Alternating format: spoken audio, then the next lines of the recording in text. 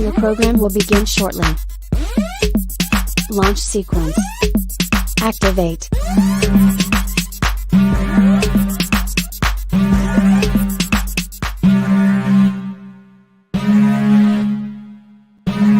Warning, the following content is not politically correct. Viewer discretion is advised.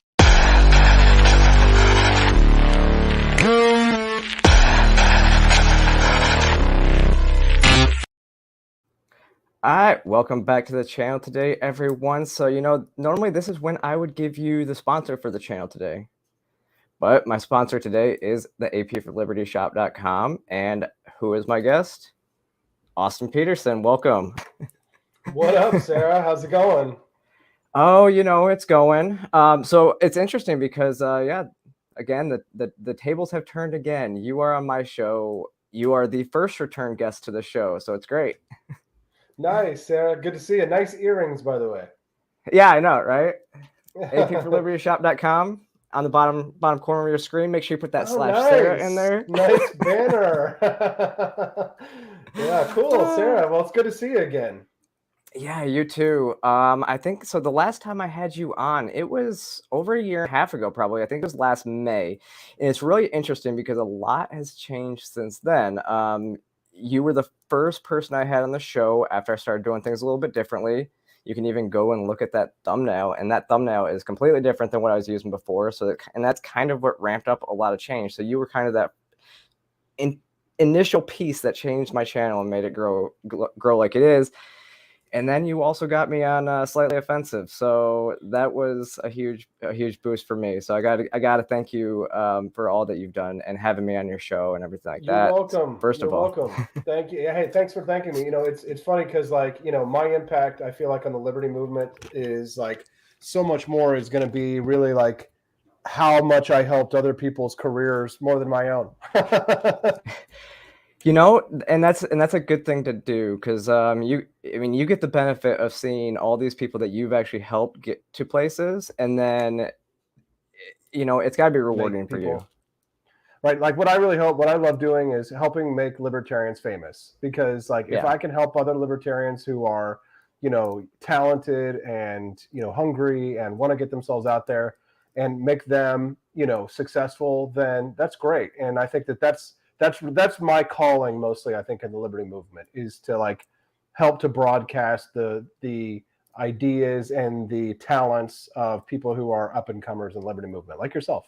Yeah, thank you. And I mean, it's important because we don't get enough airtime. And so with you, especially having your radio show in Jefferson City, Missouri, social conservative area, you get a lot of that conservative base, and you get to introduce them to a lot of libertarian minds. So that's kind of it's so kind of a superpower if you think about it, because if you're a libertarian, typically social conservatives tend to be turned off by our types, right? But I've kind of found a hack to I guess ingratiate myself with social conservatives while being proudly and openly not a social conservative, right? And not identifying as a conservative in so many ways. And honestly, it was hard. The first year that I did my radio program, there was a lot of there was almost like an antibiotic response at first. And because I'm sort of an acquired taste in a way, I can be a little bit difficult to kind of because I use sarcasm and satire and all that. Sometimes people don't understand that there's hidden meanings or double meanings or entendres or things that in the way that I communicate, because a lot of times too, Sara, if you're going to tell people the truth, you better make them laugh or else they'll kill you. I think I actually cribbed that one from Tom Woods. But the point is that you have to be able to sort of fit in with normies in order to get your message across, because people are always like, hey, Austin, why don't you come back to the Libertarian Party? And everybody's already convinced over there, right? I feel more, I won't say comfortable, but I feel more effective. I feel more comfortable with the libertarians, because then I could be weird and let my freak flag fly. But I feel sort of like it's my job my role is to go amongst people who either haven't heard our message or maybe they haven't heard it in this way, and to sort of evangelize, Yeah, and I think I've taken that a little bit from you because it's kind of a dirty word, but I've become more just an individualist activist, looking at the issues and going after them. I think I talked to you about it back a few months ago. And I haven't talked it on my channel, so this is actually the first time people are finding this out, is I was a campaign manager for a state Senate campaign. We lost our primary to a Trump endorsed person, or a Trump money person, like he had Trump money. But I was able to get in there. I've met so many of our Republican state senators because my candidate was Republican. Like, I've met so many of our made those connections, and now so when we get back to legislative sessions, I actually can go and talk to them instead of just talking to them in front of the whole group and testifying in front of their Congress. I can go and actually just have a sit down conversation with people and get stuff passed, like getting cannabis legalized here in Georgia, which is one of the big pushes that we're having right now. And it's interesting because most of these people are for it behind the scenes. They just won't talk about it openly, and they won't pass regulations against it. It doesn't make sense. Yeah, see, like, you got to go to where the sausage factory, where the sausage is made. Like, I think, in the early days of the libertarian movement, at least for myself, there was a lot of like standing outside and protesting, right? But like, I think that the right move for us in the United States under our current system is, if the revolution is going to happen, it's going to be after we take power. Right. And that means that we've got to be in the building where the decisions are being made and influencing those decisions. Because, I think maybe in the early days, we thought we were going to have a revolution from outside of the system. But maybe like a lot of people are probably disaffected. Maybe a lot of people have left the movement and moved on because they felt like the initial vision of what we could accomplish, wasn't going to happen. But I feel like now that more of our people that are taking positions, in their local governments and state governments, and less focus on the national side of things, we're seeing more impacts happening, and I'm certainly seeing that in Missouri. But if that's happening in Georgia too, I think you're definitely to be commended, because that's really what we want. We want to see people succeeding, and all politics is local. Yeah, absolutely. And that's where I kind of thought about it. I mean, I came from the right, that. And so it's like when I was in this campaign, it was amazing because I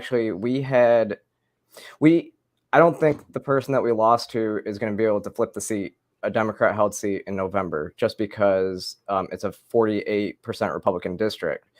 And so my candidate was surrounded by people of all sides. So I was talking to Republicans, Democrats, and independents alike because of who she was and running.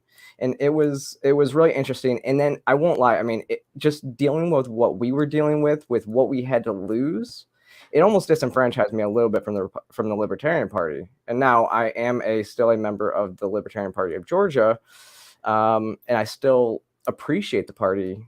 But that's, I think, what moved me more to individual activism, because it's like I would rather see us get results than just be in the club of the libertarian movement and just fight amongst other libertarians. Well, it's like, the thing is that the temptation, in the Libertarian Party and in a way, is that there's just enough like clout to make it valuable enough for people to want to fight over it. Right. There's just enough kind of like street cred that you get from like being a name and a face in the Libertarian Party that it's valuable enough that people do fight over it and people come in there.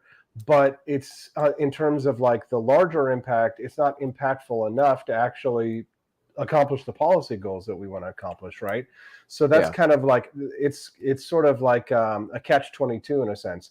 So like I am a member of the Republican Party now, I guess, and we don't register for party in the state of Missouri, which is actually kind of nice.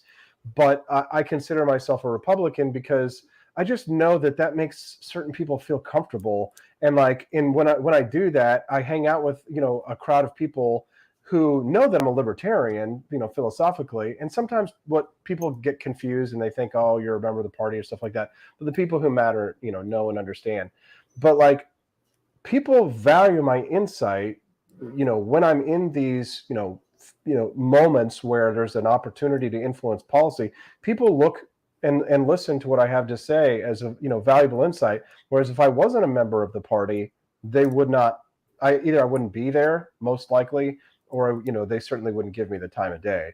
But a lot of it has to do with, and this is like something that I've harped on since the beginning, and libertarians never listen to me on this, very rarely, only very few, but social graces are really one of the biggest things. Real life is not Twitter, right? Twitter, you are rewarded for being a piece of shit. Okay. Yep. You get there's value, and you think that how you behave on Twitter is how you should behave in real life. No. You get your ass kicked, and probably justifiably so. If you behave the way you behave on social media in real life, there would be violent consequences for that. People would violate your nap, and I'd have a hard time saying that they weren't justified in doing so. But the problem is that there's this desire to kind of take that kind of politics into the public square, and sometimes it works. Most of the time it doesn't, right? Most of the time you just turn people off from your message. And I'm talking about in real life, social graces in real life, like you catch more flies with honey than you catch with vinegar. I'm a hypocrite on this one. I'm not saying that I'm perfect. I've definitely been an ass, but learn from my mistakes, I guess I would say. Yeah, I agree. And it's, especially in the party, it's kind of seems like it's been exacerbated a little bit. I mean, with the Mises takeover and stuff like that. And I'm not knocking the Mises people. I probably agree with most of their political points. I just think there's still the same infighting, but it happens on both sides of even the Libertarian Party, and it's just constantly infighting. What's interesting is kind of shifting directions into local politics, though, is like, I don't know what it's like in Missouri, but we just had a poll done by the AJC that showed Shane Hazel is at 1%, but Chase Oliver is at 7%. And Ted Metz, who's running for Secretary of State, is up there as well.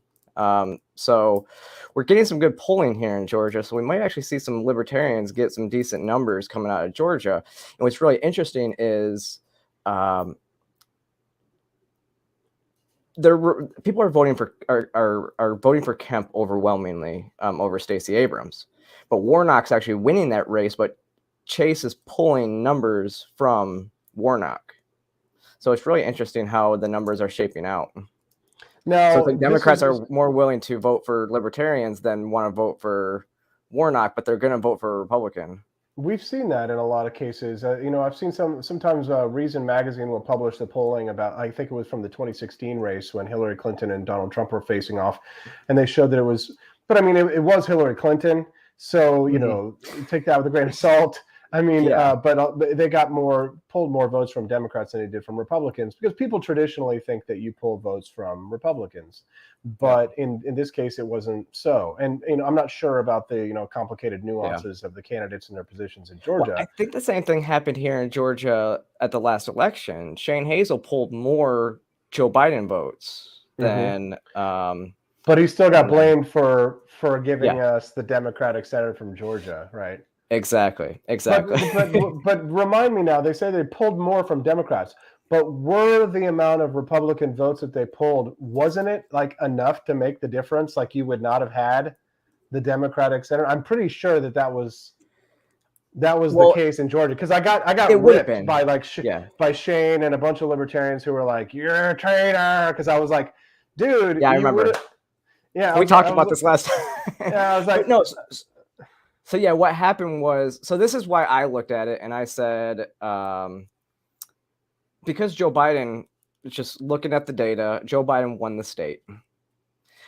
Before the polls closed, before YouTube, it was absolutely a fair election. Of course, it was completely fair. But before you pulled the votes, and so when you look at that, and then you see that David Perdue he had like 48 or 49% of the vote, and then that flipped in the runoff. And so that's why they are saying that if Shane would have been in that race, it would have won, because the votes might have been, but that's why I was saying that Joe Jorgensen only got like 1.3% of the vote. So Shane pulled a lot of those Joe Biden voters, because they would rather vote for Libertarian than vote for they would then vote for the Democrat, but they were more worried about Donald Trump becoming president. those circumstances were unique because of just the way the national scene was, because of the fact that the balance of power between Republicans and Democrats was so tenuous that one senator could really make a big difference in this case. So that's why I was kind of like, oh, I don't know if this is such a good thing, guys. But Yeah. I like Shane. I support him. I think I think his message is good, and he's certainly I think he's a good candidate in many respects. But like I don't know what it accomplishes. Yeah. I think it probably doesn't help us, to be honest. I think that you can be a good person and do things for the right reasons and still have a bad outcome, right? And no matter, and was the Republican a piece of shit? Sure. Would he have voted against a lot of the spending when Joe Biden took over and we would have less inflation? Maybe, right? But at least it was more of a possibility than what we had now. So I mean, like it's a game of inches. I just I know I'm a traitor to sell out, and I think on the flip side of that, though, the way I look at it too is, well, one, Georgia's a runoff state, so there's really technically no way that you can steal votes unless you look at, because most people don't show up for runoffs. I get that. But in the other regards, now we can push for, and normally Republicans should be on board for ranked choice voting, on this. No, they don't. They hate that. They don't like that. Oh, they hate ranked choice voting. I hammer them with that, though. They say, oh, Shane Hazel lost us the election. Wait a second, though. If we had ranked choice voting, you would know exactly where those votes went on day one. And then you wouldn't have to spend all that money. What is wrong? Stop it. I like to pull out my Thomas Paine quote. Using logic on those who have renounced it is like administering medicine to the dead. Like we've got a candidate. Here's a story. We've got a race here in Missouri. The most conservative, I call him a libertarian Republican, in our Missouri State House is facing a grueling, bitter primary. He might not last. He might not get reelected in our primaries coming up here on next Tuesday. And he is everything that Republicans say that they want, right? Somebody who actually, people complain about rhinos and all this stuff. He is what they say they want. Right, so he's getting a vicious primary from people who say he's not a real Republican. Where have we heard this before? And it's like, and here's the thing: the type of people who are supporting this guy's opponent are the type of people who are always saying you should never challenge an incumbent Republican, never challenge an incumbent Republican. But now that it's a libertarian Republican, they're challenging an incumbent Republican. So like. We can't expect our opponents and the people who don't support our ideas to ever obey the rules that they will hold for us. We have to fuck them as hard as we can by using whatever means are necessary in order to get our principles across. Because the thing is that we're not going to win if we play fair. If you ever find yourself in a fair fight, your tactics suck. We are in an existential fight for our lives against people who will use any means necessary to stop us from being free. They will they will sell every penny. They will take every penny we have and sell it to our enemies. They will take your property, your houses, through property taxes. They will destroy your lives. They will stop you from, having sex with anybody they will stop any moment of pleasure that you might have in your life. They will do anything. And the problem with libertarians, I think, is that, one, I think the non-aggression principle holds us back. And two, I think that we too often think that people are going to play by the rules. And even though the last election was totally fair, I think there have been some documented evidence of cheating, right? I'm not saying cheat, but, break the rules. There's been some irregularities. Irregularities. But isn't that, though, the reason why I mean the Libertarian Party says that we should be running candidates is to cause disruption in the elections, like what they were blaming on Shane, so that we can get stuff across? Yeah, but to what end, right? So, like, here's the Yeah, thing. The problem is that that's true, yes, but Shane had a bargaining chip and he threw it away. So, yeah, like, my understanding of that case was that, the Republican came to him and said, well, I want your support. Well, here's the thing. You can get something for that, right? So, yeah, like, what could you get for that, right? So it's like, when Adolf Hitler declared war on the United States, he got nothing for that, right? So Japan bombed Pearl Harbor. I just watched this in a documentary, and I've been thinking about this concept lately. Japan bombs Pearl Harbor. We're in war with Japan. We weren't in war with Germany. We didn't have to go to war with Germany. We didn't have to fight Germany right there. Like, we hmm could have just fought Japan, and that would have been it if Hitler had just left it alone. But he decided, for no freaking reason, to declare war on Japan or on the United States, and he got nothing for it. You can't.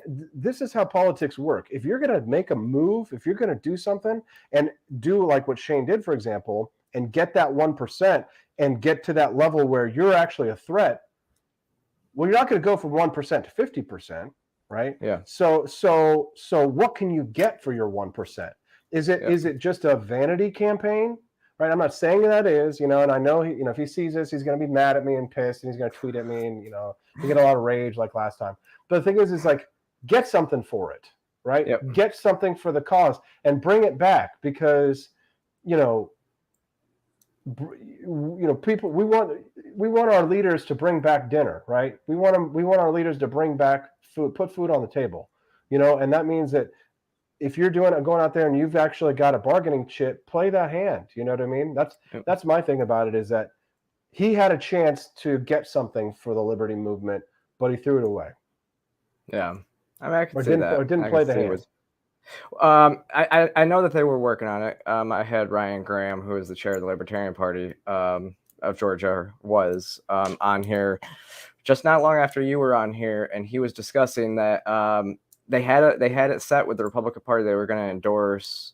The Republican Party wasn't very serious about the endorsement as well, but at one point they said David Perdue had mentioned something about possibly legalizing cannabis nationwide. And that's the thing, that'd be a big deal. Well, and that's exactly what Ryan said. If you can get David Perdue to go on record and say that he would support decriminalization of cannabis, we will endorse. And the Republican Party didn't take that. Well, here's the thing. Maybe be more selfish. What about ballot access for the Libertarian Party? You know what I mean? Yeah. Like there's a lot of things that you could ask for, some things you might not get, right? It's only 1%. Yep. It's not 5, you know what I mean? So it's like, you got to work within the boundaries of what you're capable of and play the hand that you're dealt, right? So like when I play blackjack, I pretty much almost always make money, and that's because I usually get ahead, right? At the beginning, a little bit of beginner's luck, and then I just walk.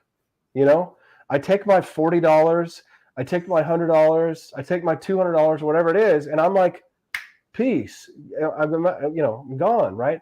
But most people, they just keep playing the game, and then the house takes all your money.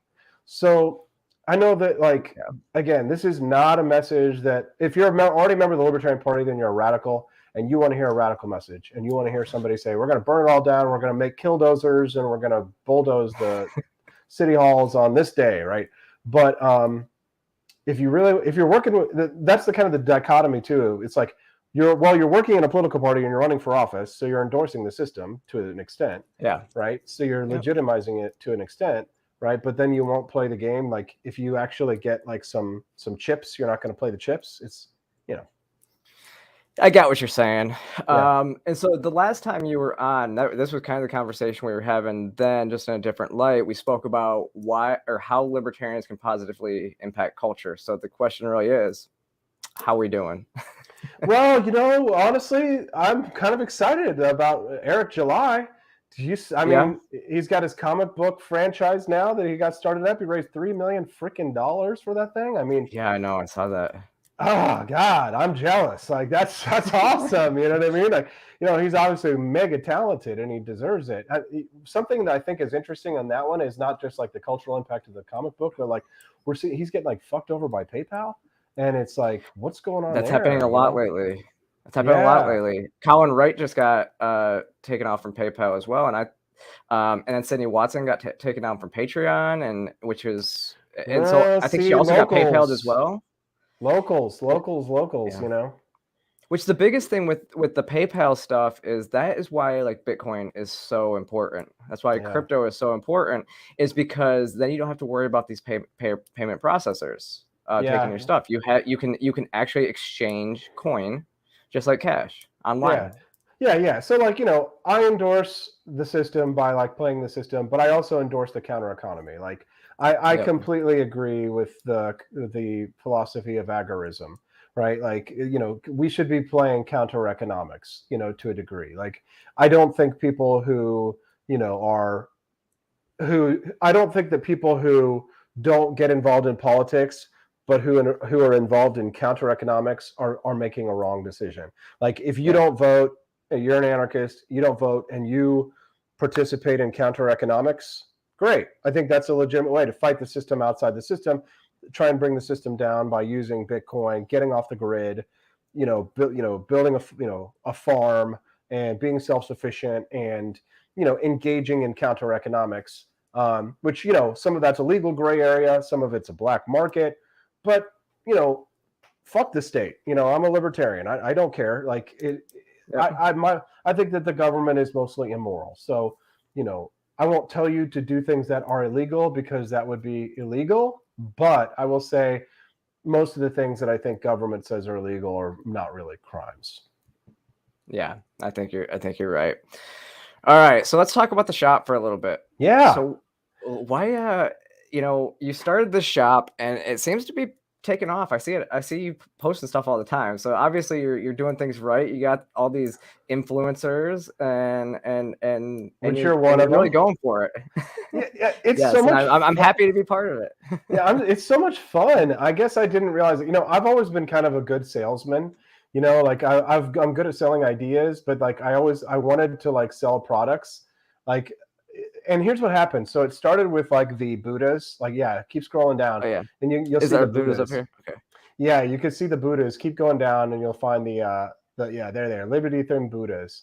So I started printing these Buddhas. The George Washington was the first one, and then I made the Thomas Jefferson one.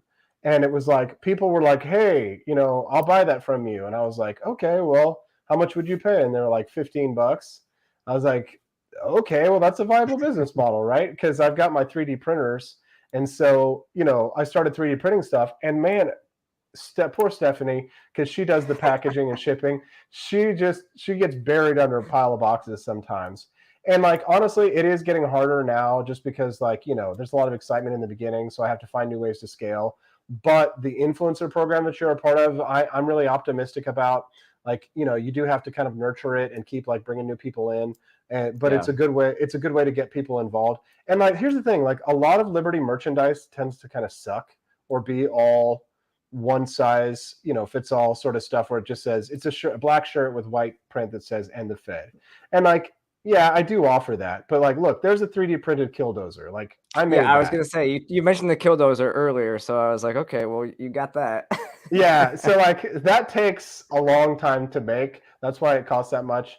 And like, some of the other stuff is just silly. See the American flag socks, but like, look down there. Look, see the tank. There's the tank shirt.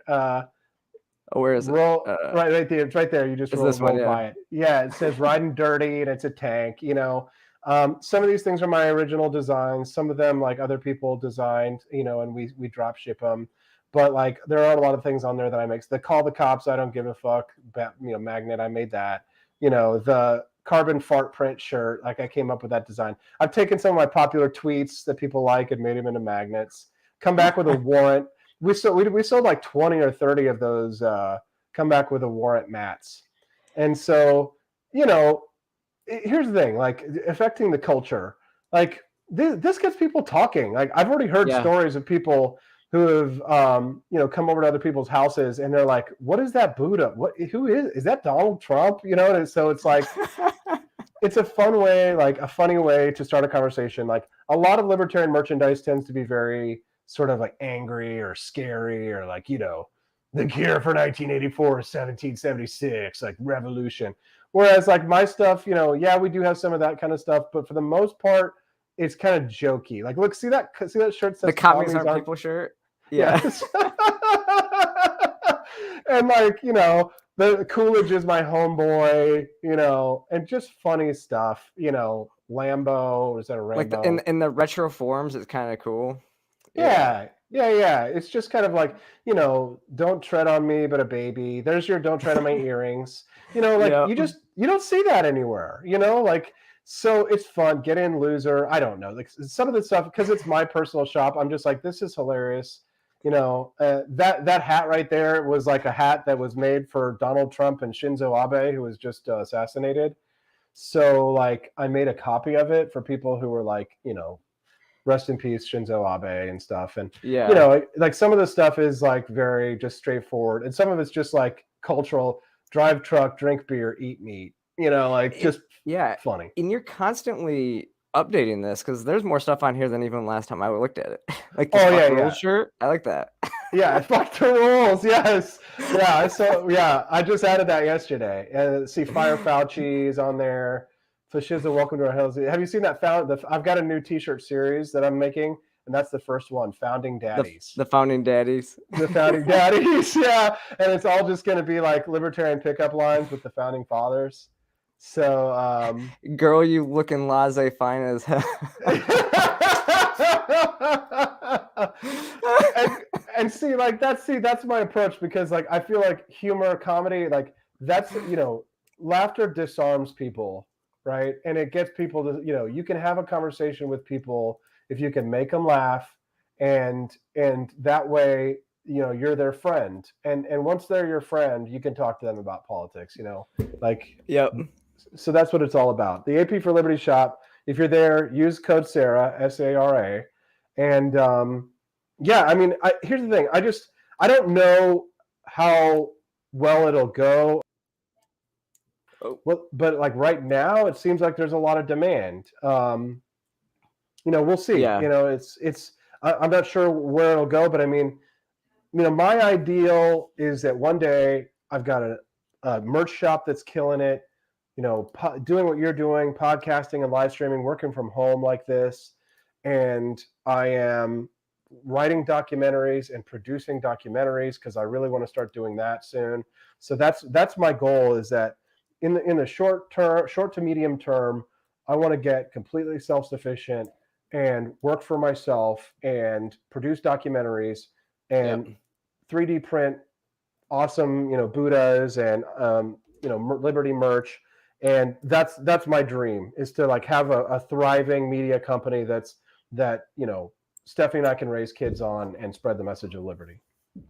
Yeah, actually, it's funny because, well, first you talk about laughter. You know, my new thing is I'm doing stand-up comedy now. Oh, so. Yeah, really? Okay, nice. All right. I saw after Dave Chappelle kind of got, you know, after the last incident with him like last week, I was just like, you know what? Why don't I just do stand-up? I had people rolling at Freedom Fest, so I always have good jokes. Oh yeah, great. I was telling jokes on my panel because, you know, and it was fun. So that's awesome. Well, listen, I've got. I was reading an article. I actually talked about this on my show this morning. Rules for comedy and like ways to find content for your comedy. 6 comedy rules that seem random but aren't. Yeah, I've got this. I'm going to share this with you about like how to find joke material. I'm going to drop it. I'm going to drop it in the private chat over there. There we go. Boom. Camellia. So in the live stream, I'm waiting for my Mencken merch. If I get some breathing space, I'll have to design some for you, she said. Okay, cool. I sent you that link. Yeah. Rules of comedy. So that's cool to hear that you're doing stand-up. I'd love to see it sometime. Yeah, I mean, well, and it is funny because I'm always telling jokes like off air. Most people that know me, you know, behind the scenes and have met me in person, they always know this. Like one of the ones that was really funny, the one that I told a lot, and I've been just bringing it up, was so my panel at Freedom Fest was why free speech is a feminist issue, and Olivia Rondeau said, I don't know why I'm on this panel. I'm not really a feminist. And I said, I don't know why I'm on this panel. I'm not really a woman.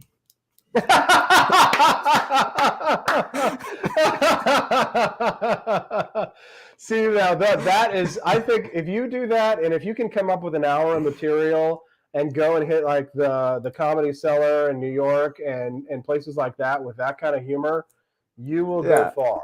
You will go far. Well, that's what I was talking. I mentioned it to Chrissy Mayer, and she was like, "Yes, do it." She goes, "If you can give a speech, then you can do stand-up comedy. You're almost there." Oh yeah, absolutely. And I can throw everything in there. I mean, I can throw the blatant sexism and stuff in there. Like one time, me and Marcella were going somewhere. We were hanging out, and we were getting ready to go to Dave and Buster's.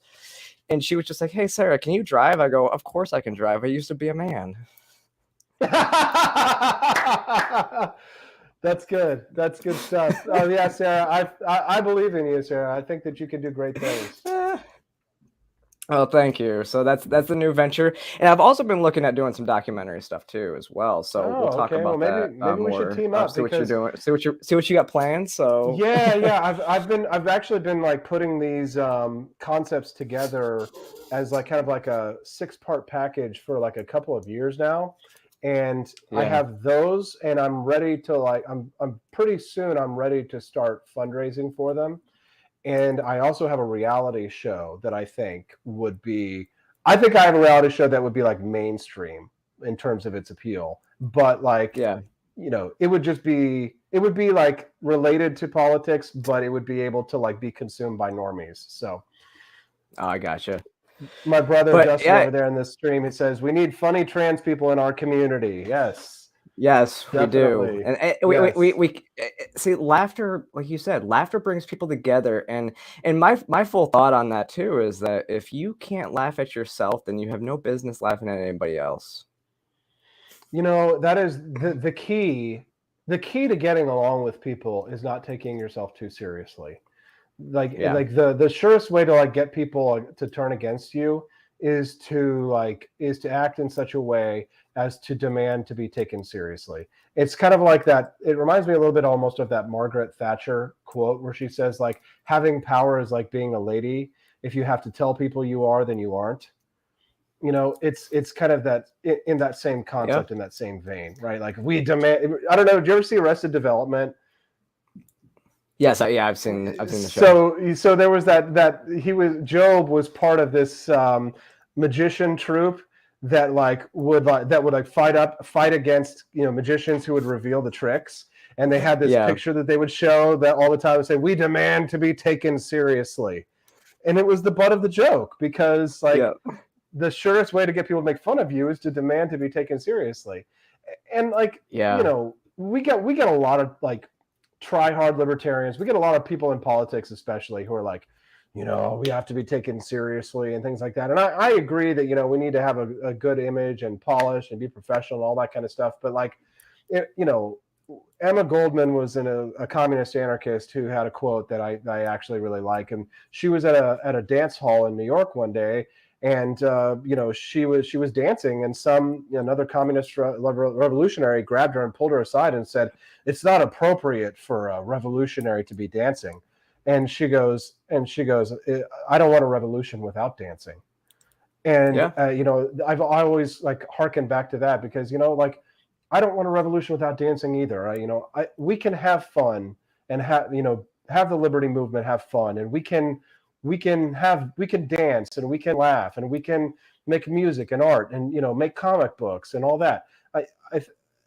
We're never going to succeed if it's just stuffy old guys with economics books.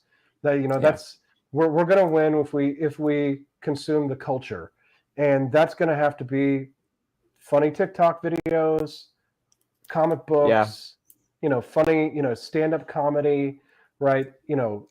Doing what Kennedy does, right? Like she's a bit of a comic, right? For Oh my God, she was hilarious. She was the MC of Freedom Fest, so she was she was great, high energy, just amazing. Yeah. And so that's what we need. We need more of that, right? So not that we don't need people, we need our economics. We need our Robert Murphys, and Robert Murphy is actually pretty funny too, though. But but we need, who's somebody who's not Israel Kirzner, like we need more economists too. I'm not going to discount the work that good people do in our think tanks and things like that. But sometimes, like David Bose is a good example of just like, he seems to like shit on everything that the young people do when we're having fun. It's kind of like, just let us have some fun, Yeah. Yeah, because I mean, you're right. And it was interesting because I think I saw something that Dave Chappelle came out and said something this week and said, by you telling me that I can't talk about you, it just makes it even more important that I do talk about you, or something along these lines. Or just makes me want to talk about you more. Yeah, it's like that. It's like that quote. To find out at first who rules over you, ask who cannot, who you cannot laugh at, or you cannot, it's the emperor wears no clothes. You know what I mean? It's like, when the emperor wants to be taken seriously and somebody points that he's naked, we're all going to laugh. And then you can see that the emperor wears no clothes. I mean, the fact that Joe Biden is a laughingstock, and unfortunately, the fact that he's the butt of so many jokes, actually weakens our country and our national defense, and makes our enemies emboldened enough to attack, Ukraine. But at this point in time, we have to undermine his agenda because he is a puppet for the radical left, and so more satire, more comedy on Joe Biden, I think, is worth it. Yeah, well, on this whole administration. I mean, I think we can actually look at this as a great case example of why diversity hires don't work. Why they never work for the capitalism. Whether it's his press secretary or his vice president or any of the other people on his team, the diversity hire, his transportation secretary. Oh, who is a mayor. Oh my God. Who says that bridges are racist? Oh my God, Sarah. It would be sad if it weren't so funny. No, you're absolutely right. I mean, but I think when the transportation issue hit, it's like, yeah, because we have a transportation secretary that doesn't know what he's doing. He's not qualified for his job. He's more worried about racist bridges than actually fixing the transportation situation. Well, again, he wants to run for president someday again, right? Yeah. So like, they're all just trying to burnish their credentials while, I can't imagine what people, there at the White House get away with, because there's no real guidance there at the helm. But we can. Well, it is interesting. I saw, oh my gosh, a while ago, and I actually put together a little compilation.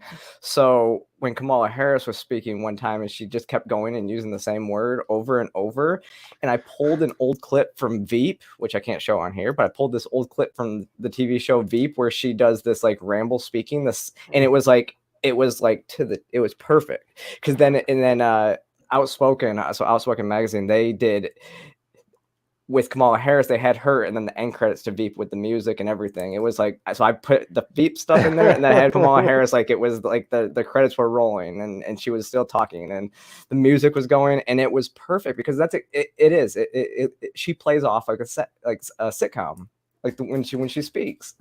Yeah. So Sarah, what's next for you? I mean, you're doing this podcast, you're talking about doing live streaming. I mean, like, can I ask, because I don't think I know, do you have a day job? Well, kind of. I do. I mean, I still work in this space. But I do. I am an independent contractor right now. So that's nice. Yeah, I mean, it's okay. I'm broke, but it's okay. But there's a lot of good stuff coming up. I'm working with some great people, and I'll tell you, Freedom Fest really helped me connect with some people as well. So hoping that continues forward and pushing forward as well. Well, good. And listen, I kind of wanted to do this. Good. Well, good. I mean, like, I wish you the best of success with this. I'm going to be, launching some new projects here very soon. So I hope that, maybe you and I can find a way to work together. But just let me know. Yeah, for sure. But, I got to run because it's just about dinner time. I got to feed the boys. But I just want to say, hey, I think that the work that you're doing here is incredibly important. And, you know, I take a little bit of a hit sometimes, you know, when I had you on in the early days, but I just want to say that, like, your appearances on my program, like as a transgender person on my program, but not a leftist, I think has probably made a big impact in my community, and probably opened people's eyes much more than you might expect to the possibilities of how transgender policy will work in the future. Because rather than it being an exclusionary attitude, I think in my community, we've had this issue kind of come up in schools a little bit. And the attitude of, like, people who I think hardcore conservatives who probably would have been exclusionary before or dismissive before now take a more inclusive approach that you probably agree with, in the sense that it's only exclusive of communist ideology, CRT, and of, you know, of grooming, actual child grooming, right? So I just want to say thanks, because I think you've made a really big impact in my community. Absolutely. Thank you. Yeah, I know last time I was on, who was your social conservative friend that was sitting there next to you when I was on, and she said kind of the same thing. Yeah. I was kind of shocked. Yeah. It was, you definitely have, you're winning hearts and minds, Sarah. So keep up the good work. Okay. Well, I definitely appreciate that. And I appreciate you coming on, and I will show the shop again here real quick. Yeah, and I will say, I got a ton of, so that's the shop. Let me actually just share something real quick. Last thing I'll show before we head out. So I got a ton of, this is at Freedom Fest, and I got a ton of compliments on these earrings. Like, so many people were asking me about them. So I was sending them over to the shop. So hopefully that helped a little bit. And yeah, for sure. It was great. I love them. Yeah, and definitely use that code, Sarah, so you get credit. Yes, use /Sarah on there as well.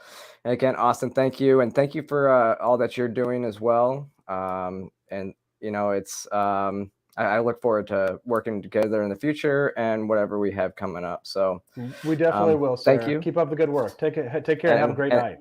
And everybody, thank you guys for joining.